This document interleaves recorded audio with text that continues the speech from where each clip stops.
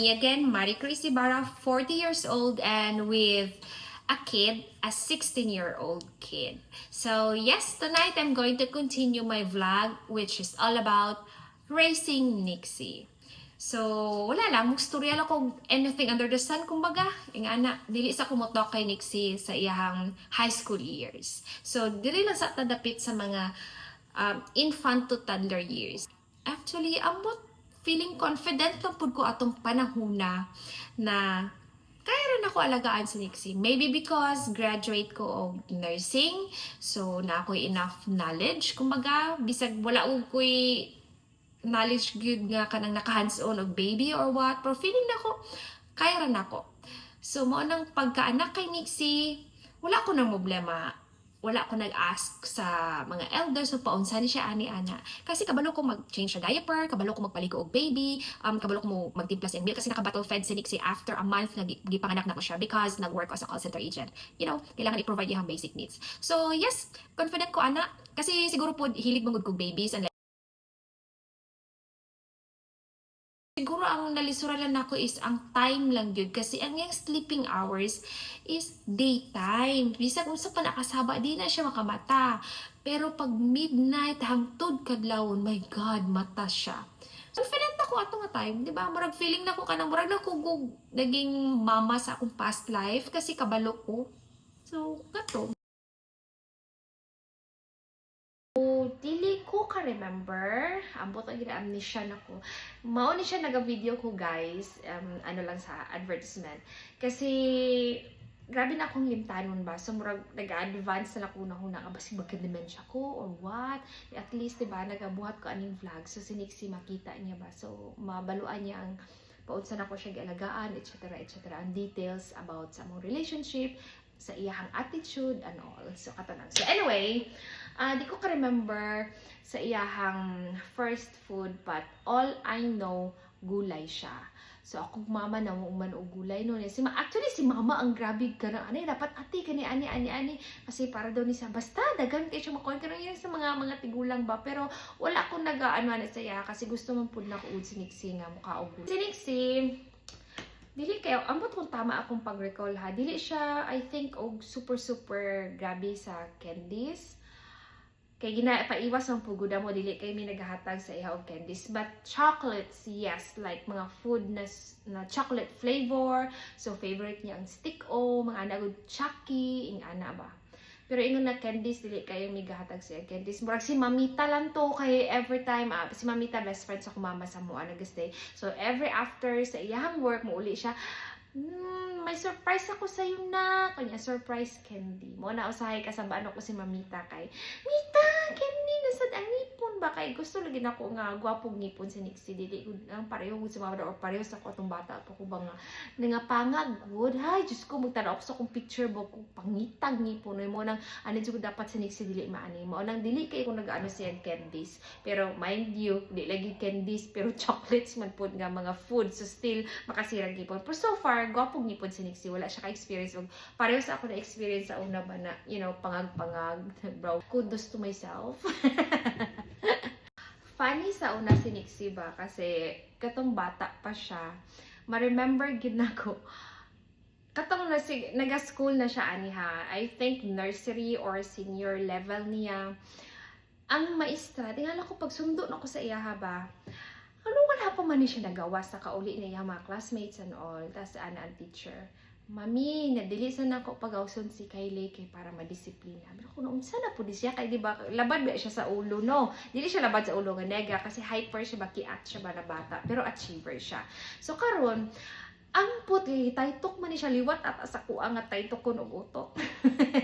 So karon ana ba naman ang teacher na mami, wala gyud siya ni sulat sa activities kay ngano princess daw siya. So magtuyok-tuyok lang daw siya sa room. Ano ko, my God, teacher, mukha ning bataan ni uy. Kasi I'm a princess, so I will not write. O, diba? So, iyang pangarap, magiging lemonade seller and tagalimpyo sa swimming pool.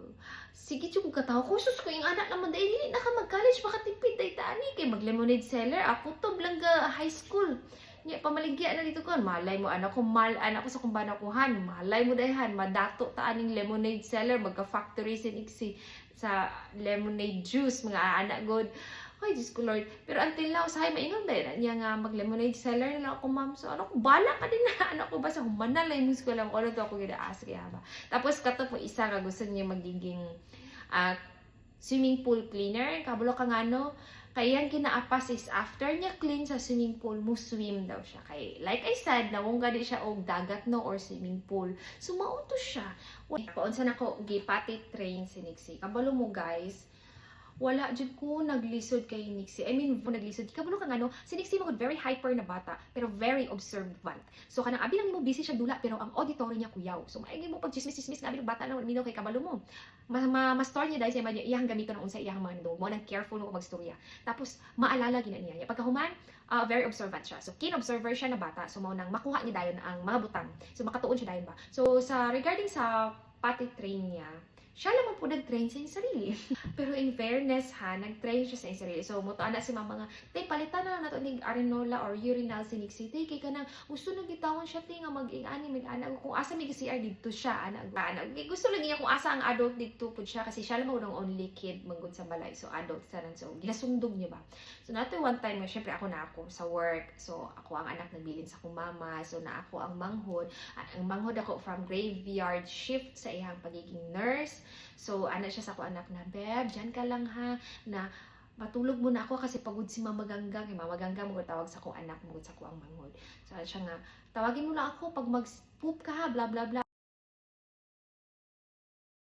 Kasi wala din, maingon jud ako nga wala jud libog sinisiki. Kabalo ka nga no, kalibangon siya na time. Gusto siya mag-poop, sorry sa nagkakaon ha. So since nakita niya nga si akong manghod is natulog kasi anak gid ako manghod pagod daw siya, matulog sa siya. Pero pukaw lang siya pag naa siya kailangan.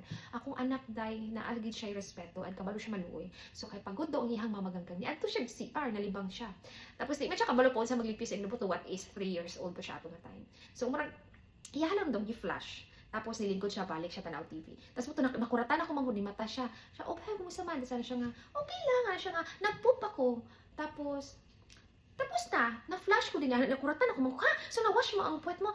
Na, hindi, pero na-flash daw niya ang bowl, anak good. So, anak dito ako manghod nga, saan ka nagpoop sa CR, anak good.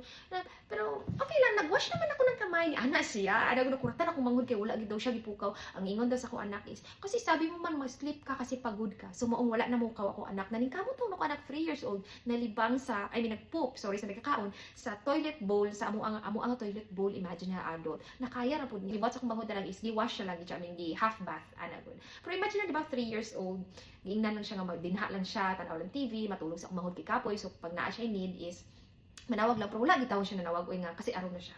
Di ba? Ing anak ko anak, dili gid na siya libog, kabalo siya mosugot.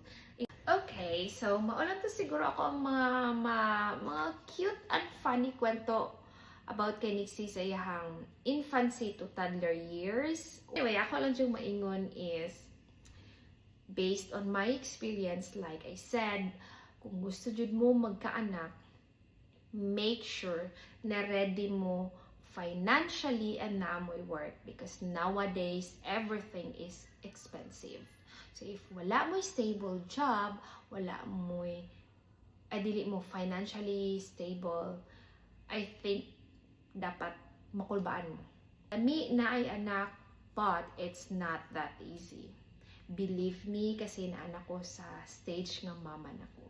So, kung wala ko na mama, dili ko kasabot sa kong parents and other parents kung sa ilang mga sacrifices, kung sa ilang mga responsibilities. So, thankful ko kasi pa-experience ko ni Lord sa ing-aning stage. So, I get to understand unsa jud ang pagiging mama. So, sabtan ako akong Mother Sue and the rest ng mga moms. Okay, so till next vlog. Bye!